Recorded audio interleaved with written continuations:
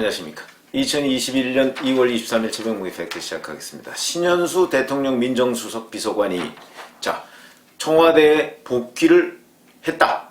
그럼으로써 이 사표 소동이 일단락됐다. 이렇게 이제 청와대 측에서 설명을 하고 있는데, 그런데 여전히 그러면 신현수 패싱, 그 다음에 문재인 패싱, 이 두 가지의 논란이 있었습니다. 그런데 신현수 패싱은 확실하게 사실인 것으로 보이는데, 문재인 패싱에 대해서, 그러니까 무슨 얘기냐면 2월 7일에 박범계 전 법무부 장관이 검사장 인사를 발표하면서 발표하기 전에 문재인 대통령의 결재를 받았느냐 안 받았느냐, 이게 이제 만약에 그 전에 안 받고서 발표를 했다고 한다면 문재인 패싱이 되는 것이고, 그 이후에 그 전에 받았다고 한다면 문제가 깔끔하게 해결이 됩니다.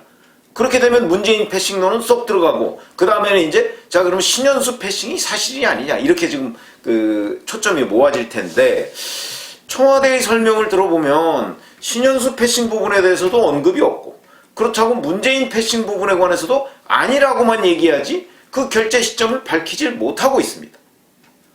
못하는 건지 안 하는 건지 안 하고 있습니다. 근데 왜 이럴까? 이런 것들이 굉장히 궁금해지는 대목이죠. 그래서 대통령 패싱이라고 하는 것은 뭐냐면, 이 발표를 예고한 시점이 있습니다. 일요일 날. 이것도 굉장히 궁금하죠. 왜냐하면 검사장 인사를 일요일 오후에 발표하는 경우가 거의 없습니다. 제 기억에도 없고 기록상 찾아봐도 일요일 오후에 발표한 적이 없거든요. 근데 일요일 오후에 갑자기 발표했다. 발표한다는 걸 예고한 시점은 2월 7일 낮 12시쯤이고요. 그때 뭐라고 얘기했냐면 1시 반쯤에 검사장 인사가 있다. 이렇게 하고서 실제 1시 반쯤에 검사장 인사를 발표를 했습니다. 왜 굳이 일요일 날 발표를 했을까? 이런 것들이 이제 의문부호로 남는 거고요.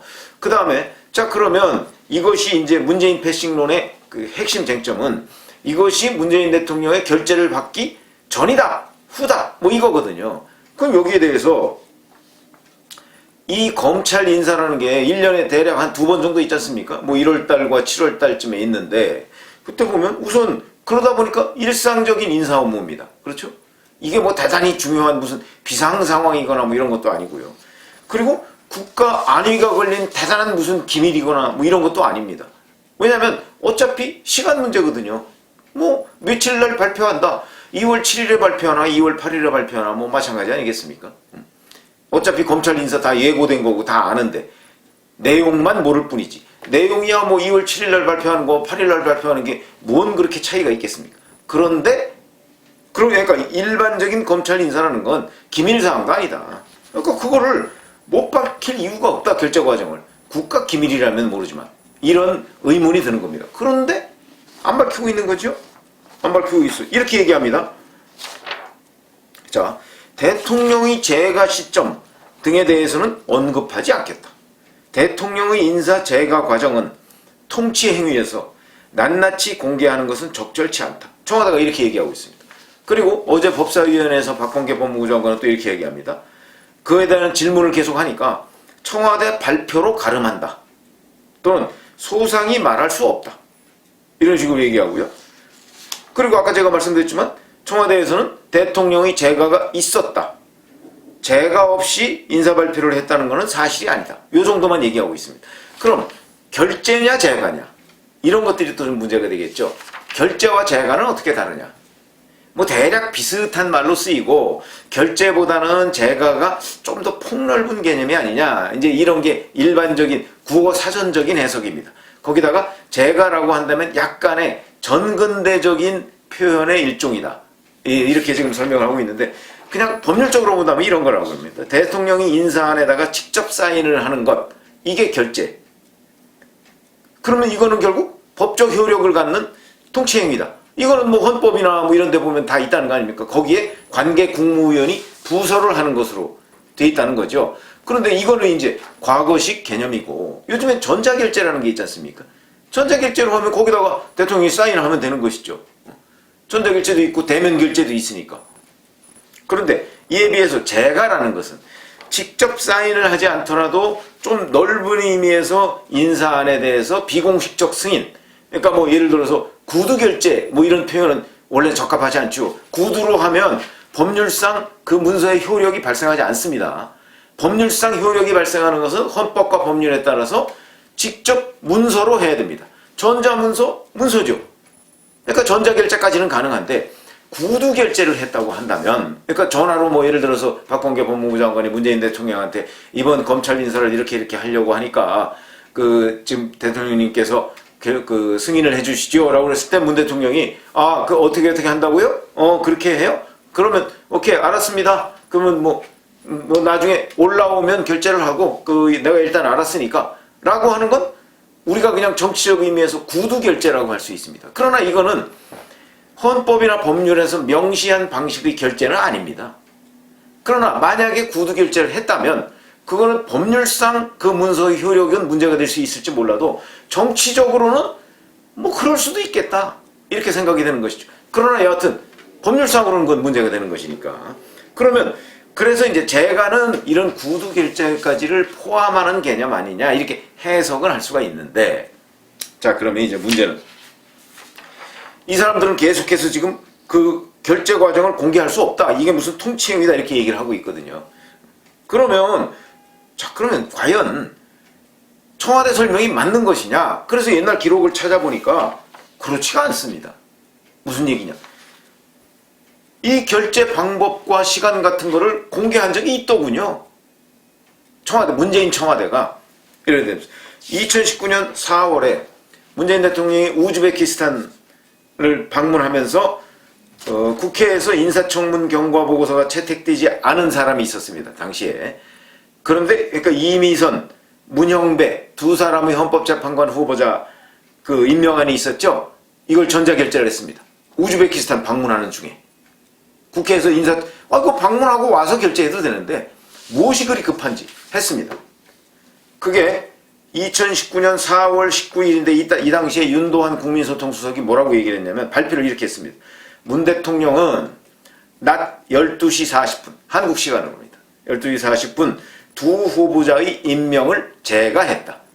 이때도 보면 청와대는 제가와 결제를 혼용해서 쓰는 것으로 보입니다. 전자결제로 한 것이죠. 문 대통령은 헌법재판관의 공백이 하루라도 발생하는 것을 막기 위해서 국빈 방문 중인 우즈베키스탄에서 전자결제를 통해 두 헌법재판관의 임명을 결제했다. 또 이때는 또 결제라는 표현을 썼습니다. 자, 어쨌든 이런 식으로 결제냐 제가냐 뭐 이건 큰 의미는 없지만 여하튼 좀 더 폭넓은 의미의 제가의 표현도 쓰고 결제라는 표현을 썼을 때도 있습니다. 그런데 어찌됐든 간에 시간을 이렇게 얘기를 했습니다. 몇 월 며칠 몇 시에 방법도 얘기했습니다. 전자결제의 방식으로 결제를 했다 이렇게 얘기를 했습니다. 자, 그럼 그때와 지금이 어떻게 다르냐 이런 것이죠. 그때와 지금 헌법재판관 후보자 2명에 대해서는 결제 시점과 방법, 시간까지 다 공개를 했는데, 그런데 검사장 인사안의 결제 방법과 시간에 대해서는 왜 공개 못하냐? 비중으로 보면 헌법재판관 후보자에 대한 결제가 어찌 보면 더 중요하다고 볼 수가 있겠죠. 검사장 인사보다. 헌법재판관 후보자는 몇 년에 한 번씩 있는 겁니다. 그 결제하는 거는. 이게 훨씬 더 중요하다고 봐야 되겠죠. 근데 이런 것까지도 공개를 하는데 왜 검사장 인사, 일상적인 인사에 불과한데 이거에 대해서는 공개를 못하느냐? 이 부분이 이제 논란이 되는 겁니다. 왜 그때는 맞고 지금은 틀리느냐? 이런 얘기를 할 수가 있는 것이죠. 자, 그런데 여기에 대해서 신현수 민정수석의 법조계 지인이라고 하는 사람은 이렇게 얘기하고 있습니다. 이게 이제 오늘 아침 동아일보 보도인데, 신현수 수석이 이번 검찰 고위관원부 인사 과정을 감찰 사안이라고 생각했다. 이런 식으로 얘기합니다. 근데 이 사람은 신현수 수석이 그러면 문재인 대통령한테 감찰을 건의했다거나 하는 거는 자기는 잘 모르겠다. 근데 자기가 신 수석한테 듣기로는 감찰 사안이라고 생각했다는 겁니다. 신현수 수석이. 그리고 신 수석은 본인이 패싱당했다고 감찰을 요구하지는 않을 사람이다.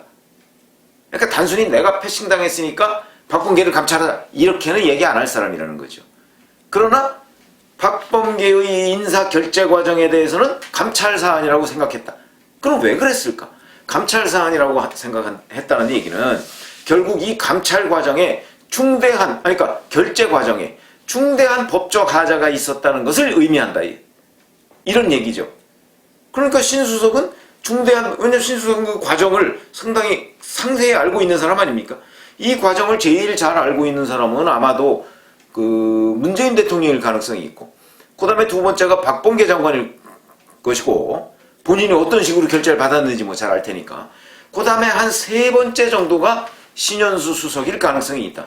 근데 신현수 수석한테서 들었다는 이 법조계 지인이라는 사람이 이렇게 얘기하는 걸 보면 결국 신현수 수석은 이 결제 과정에 중대한 법적 하자가 있다는 것을 알고 있었던 것 아니냐. 그러니까 이건 감찰 사안이라고 생각했던 것이고, 그 다음에 그 부분이 자기를 건너뛰어서 문재인 대통령과 박범계 장관이 직거래한 것으로 보이니까 이거는 그러면 나를 투명인간 취급하는 것이네? 라고 해서 본인이 사표를 낸 것이 아닌가 싶은 생각이 드는데, 그거는 이제 추정이고, 다만 제가 오늘 말씀드리려고 하는 얘기는 왜 시점과 방법까지 다 공개했던 문재인 청와대가 이번에는 못하느냐 하는 게 이 법조계 신현수 수석의 지인이라는 사람의 그 증언을 통해서 저는 일부 드러나고 있다고 보는 거예요. 이번에는 이걸 공개했다가는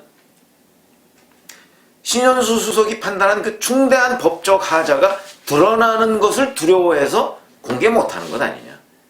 그러니까 앞으로는 이 부분이 굉장히 중요한 부분입니다. 이게 결국은 문재인 패싱론이 사실이다, 이렇게까지 우리가 짐작을 할 수 있는 부분도 있습니다. 일부. 지금 공개를 못하고 있지 않습니까? 그러면 이게 정말 공개 못할 사안이라고 한다면 그런 추궁을 그 야권이나 뭐 언론에서 못할 텐데, 이 과거에 보니까 공개한 적이 있거든요. 그러면 당연히 이번에도 공개 못할 이유가 없는 것 아니냐. 이런 논란, 문제 제기에 대해서 청와대가 답을 해야 된다. 왜 2019년 4월 19일에는 그렇게 다 공개했으면서 그거보다 훨씬 중대하지 않은, 그리고 보안성이 훨씬 떨어지는 검사장 인사안을 언제 결재했느냐에 대해서는 시점과 방법을 공개 못하느냐, 그 이유가 뭐냐 하는 것에 대해서 청와대가 추가 설명을 해야 된다. 그것이 바로 중대한 법적 하자 때문 아니냐. 그것이 되면, 그것이 만약에 확실하게 클리어된다면 결국 문재인 패싱론을 비롯한 이 여러 가지의 의혹은 결국 없었던 일이 될 것이다. 그런데 그 일을 안 하고 있다. 이러니까 점점 더 의문이 증폭되고 있다. 이런 말씀을 드리고요. 청와대가 지금이라도 이에 대해서 추가 설명을 내놔야 한다. 이런 말씀을 드렸습니다. 감사합니다.